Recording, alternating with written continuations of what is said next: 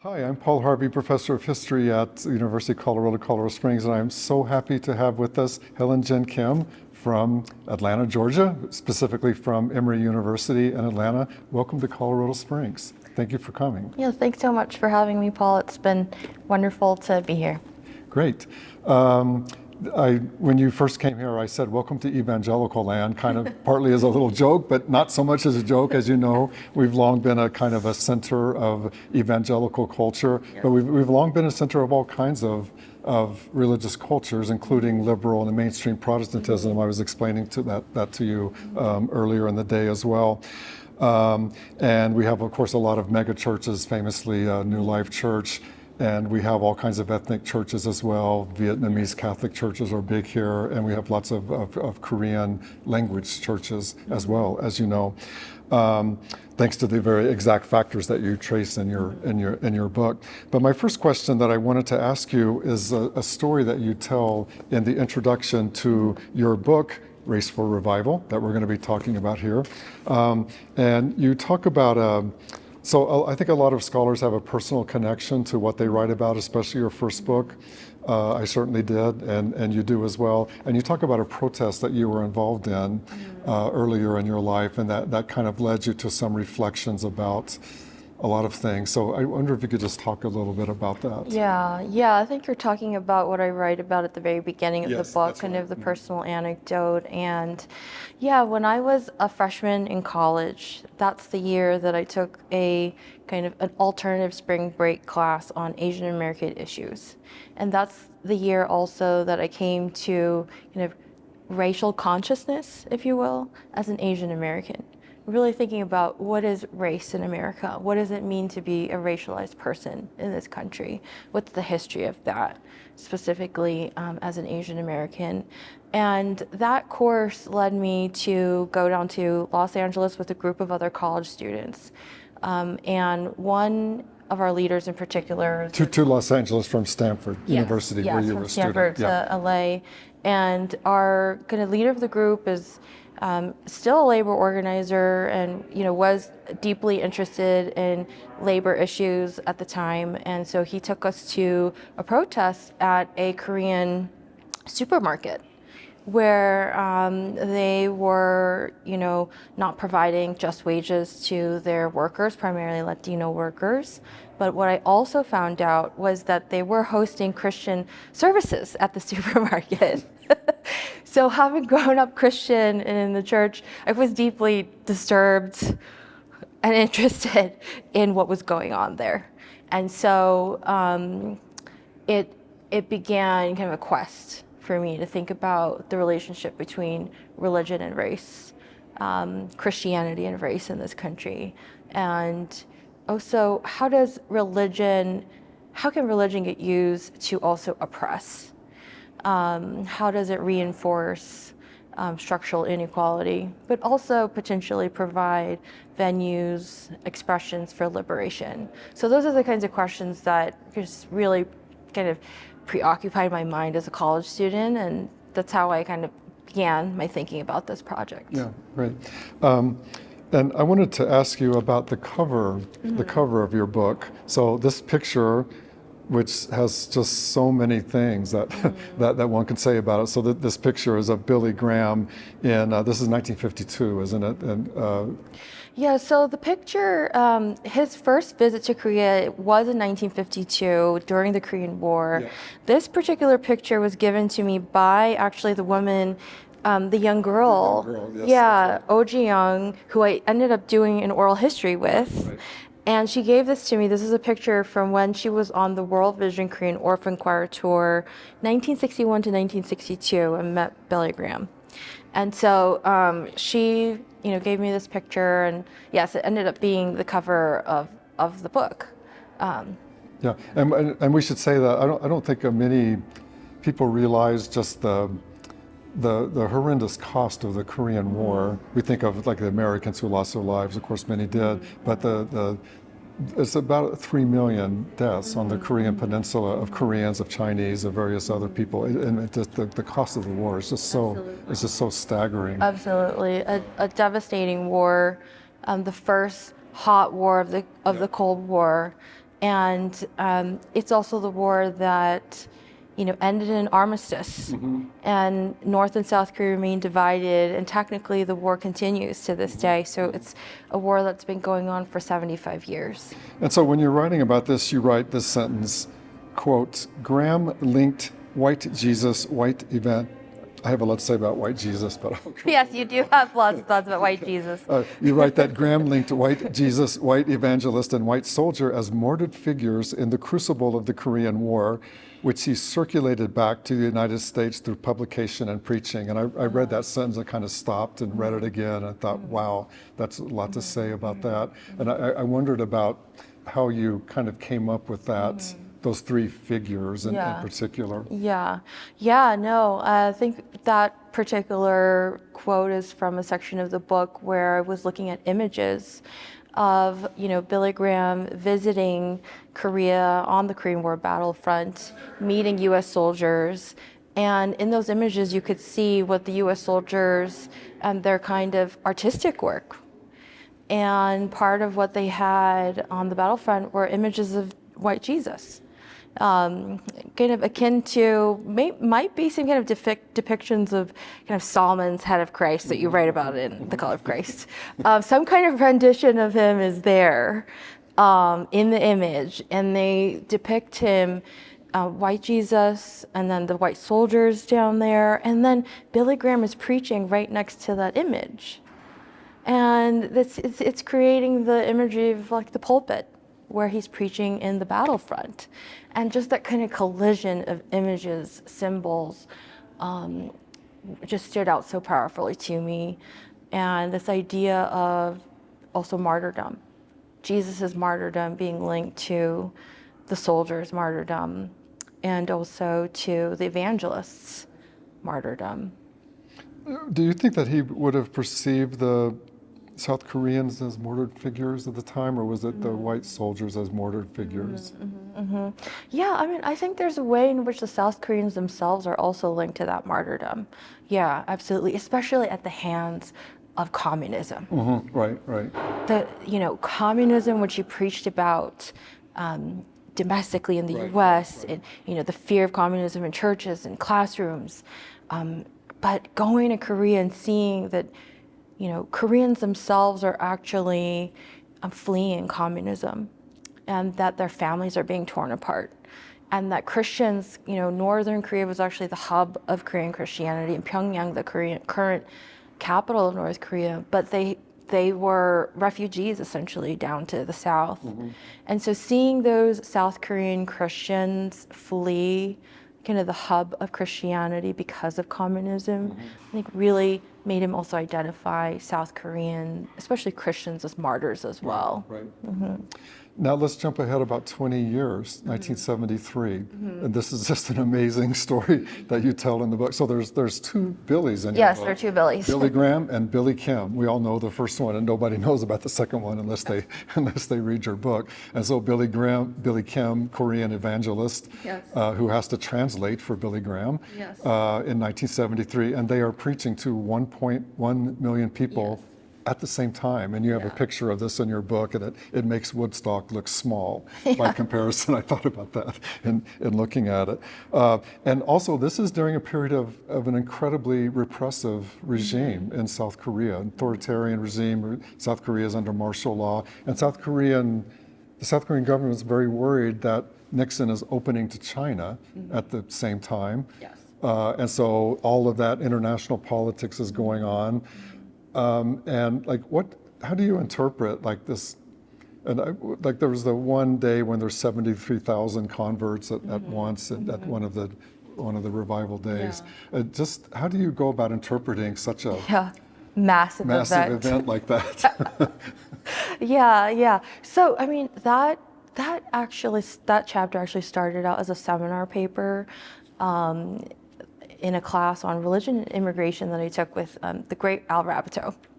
One of his last classes at Princeton. I was doing a semester visiting there, and just started studying this event in 1973. And the first angle that I took at was looking at the video footage. And part of it was really thinking about, again, the kind of looming kind of white Jesus, white savior mentality there in Billy Graham's preaching. And you can see then also kind of these kind of Christian nationalist kind of moments there during the crusade. At the same time, I remember speaking with Al, and he was saying, there's also something about Billy Graham serving just kind of symbolic value, because the Koreans are also doing something here. There are 1.1 million of them. So Graham is outnumbered. So there's something about what are they up to, and how are they thinking about this event from their perspective, right? So I started to do more archival work and also did interviews. And I did do an oral history with Billy Kim, who was the translator. And I asked him, from your perspective, what did this mean to you? And, initially you see him talking about kind of mimicking Graham and kind of mimicking the white evangelist. And then he makes this turn and he says, well, at some point, then it was really about me. Yes, it was about you. That's right. You talk about that. It's really about me. Yes, I was shorter than him, so there was the podium that I had to stand on. But then when I went to his church in Suwon, Korea, and he does this memorialization of this event, he has a reconstruction of the event where his figure is much bigger than Billy Graham. Billy Graham is sidelined. He's secondary. Yep. And here's Billy Kim in the limelight. So there's a way in which he's kind of recentering things as well at this moment. And there's an ambivalence there with the power dynamics. Yeah. By the way, you just reminded me of something. I meant to tell you this when we were talking about how we got into like our fields in the 80s. When I used to go to the Graduate Theological Union in Berkeley, and in those days you wrote your name in the book when you checked it out. It was pre-digital, like you didn't like beep your book out. And the last person, I was doing all this 19th century African American religious history at the time, and Albert Rabbitoh was always the last person to have checked this book out. Oh my gosh. Usually like 5 or 6 times. And so I was writing my name under his, and I kind of, and after a while I kind of felt like, I guess I'm following in some kind of tradition. It was a little intimidating because I knew, of course, I'd read Slave Religion. I was like, oh my God, how could I possibly write anything like that? But I felt, I never met him. I did meet him personally once, but never knew him very well. But I felt that kind of sort of almost spiritual connection to him in some way. He's a wonderful human and historian. So let me ask you another question about the photo on the cover. Again, such a charming photo, but as we learn in your book, tragic as well. And so tell us a little bit more about the kind of the human stories that go into this, and the Korean orphans who aren't really orphans, choir, and that kind of thing. Yeah. I think the cover photo in a lot of ways is very haunting. There's a kind of joy that you see on the image, with the children smiling and so happy. At the same time, when you read the book, there's just a deep sadness in the book. And I was deeply sad myself when I wrote about that. Yeah, me too. And I think that's part of also how I decided on the cover photo, is that it conveyed to me kind of the tone of the stories, that there was this exuberance and joy and delight, at the same time a deep, tragic sadness and sorrow. And it is exemplified by the World Vision Korean Orphan Choir that toured in the 1960s under the leadership of Bob Pierce and also Reverend Kyung-jae Khan. And they were children who tried out for the choir and were wonderful singers and got to tour the world with the choir. They were on the Ed Sullivan Show. They were at Hollywood Presbyterian Church. They sang for Eisenhower, these big names. And there's just this delight when you look at their images.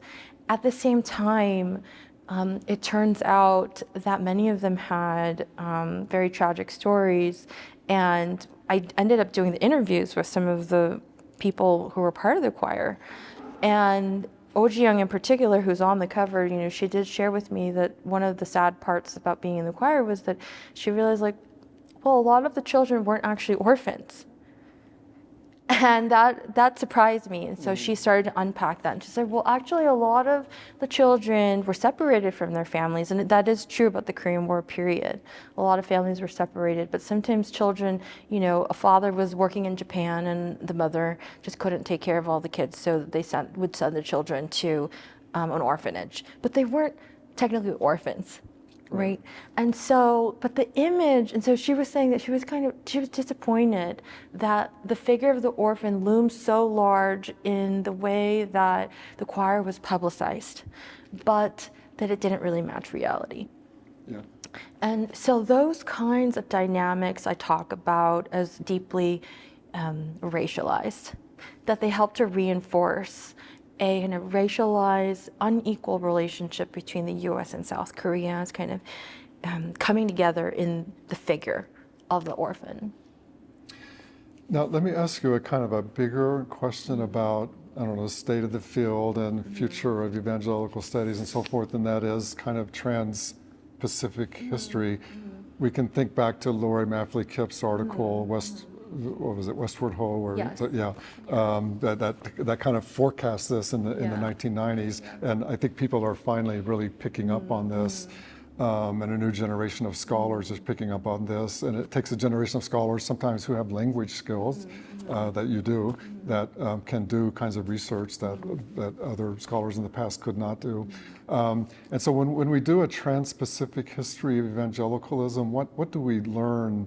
And what changes about our field that we didn't know before, or that questions that come up that we didn't ask before? Yeah, I mean, I think one example is just that, I mean, we're here in Colorado Springs, and when we think about evangelicalism, we think about it very locally, local politics, local religious dynamics. But even here, Compassion International, which is right here in Colorado Springs, its origins are in Korea. Yep. In the 1950s, Everett Swanson similarly traveled, like Bob Pierce, like Billy Graham, to Korea during the Korean War, and that's how he founded Compassion International. So taking a trans-Pacific lens helps us to see that many of these kind of local evangelical dynamics are absolutely connected to the rest of the world, including regions like Asia Pacific. So that in and of itself, just kind of the geographic range and thinking about local dynamics as highly tied to these transnational or global dynamics. And I think that along with that, then we can also think about categories like empire, hopefully more with greater clarity. How do religious dynamics evolve with US empire building? Including the military, including all kinds of foreign policies.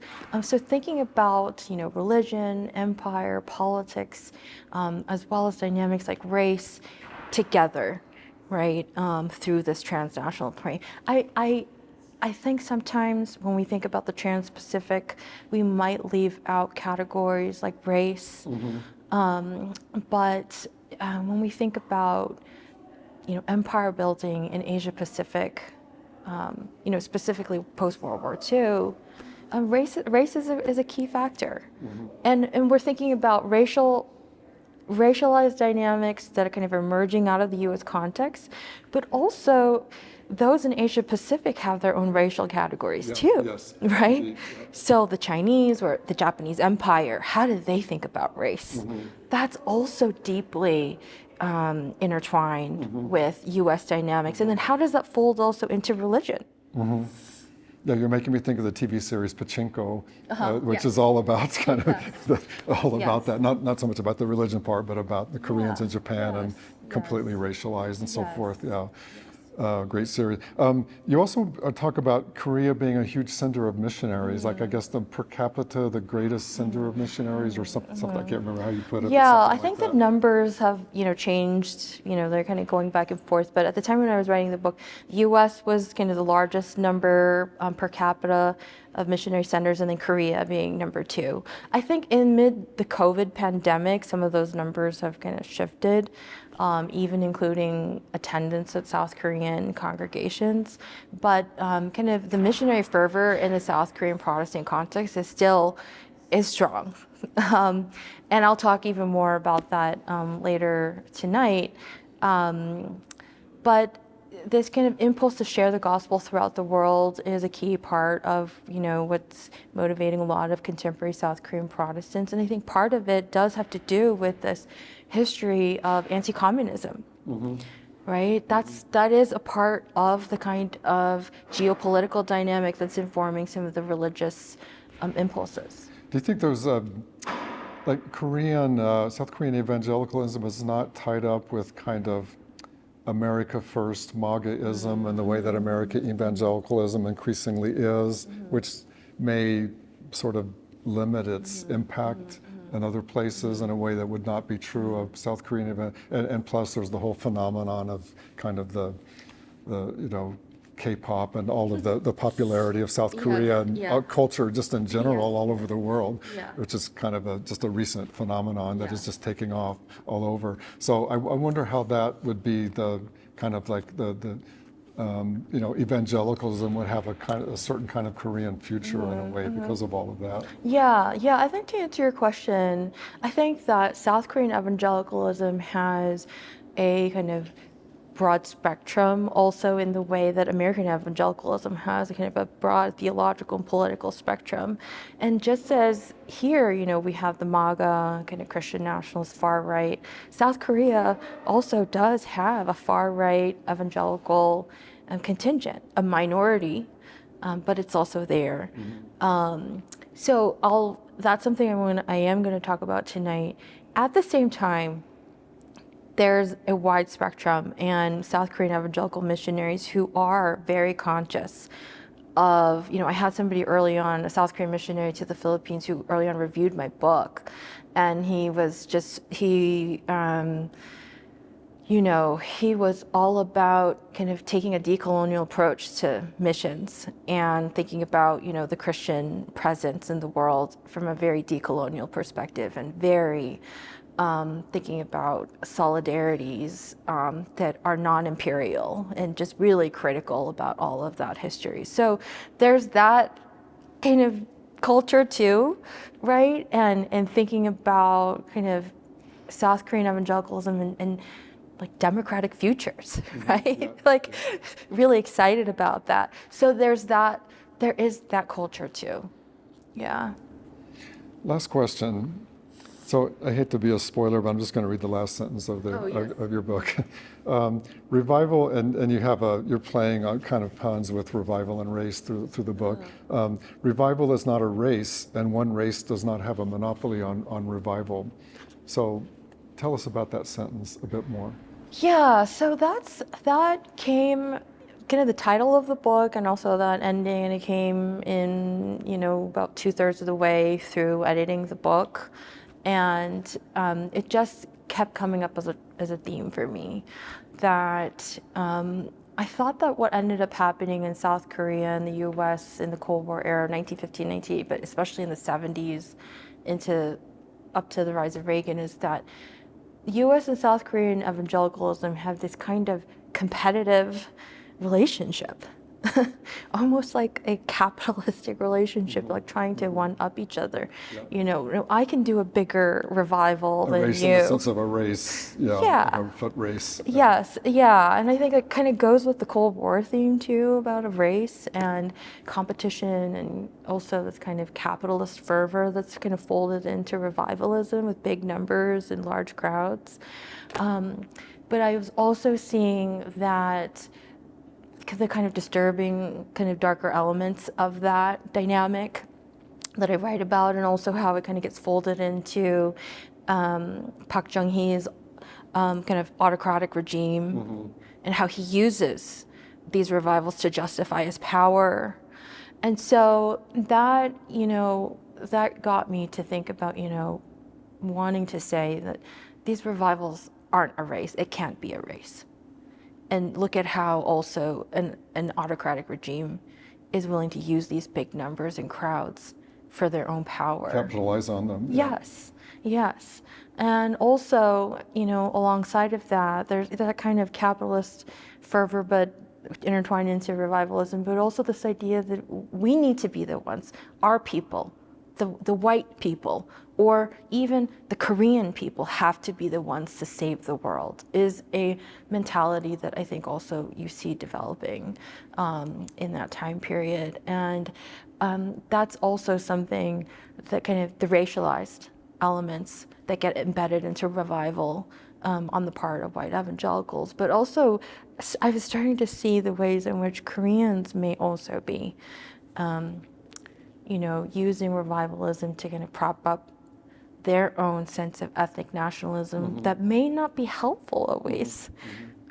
Yes, during the Japanese imperial period, but not vis-a-vis Southeast Asians, and kind of using soft power to kind of dominate, even including religious power, to kind of dominate other countries. Kind of, replicating that kind of missionary impulse is something that I've also was concerned about. Yeah. So I said that, one race can't have a monopoly on revival. Yeah, great. Well, Helen Kim, thank you so much for this conversation. Thank you for writing this great and provocative book that really affected me a lot as I was reading it. Thank you for coming here to give us this talk. And I'm looking forward to hearing you in just a few minutes from now. Thank you so much. Great. Thank you so much. Thanks, Paul.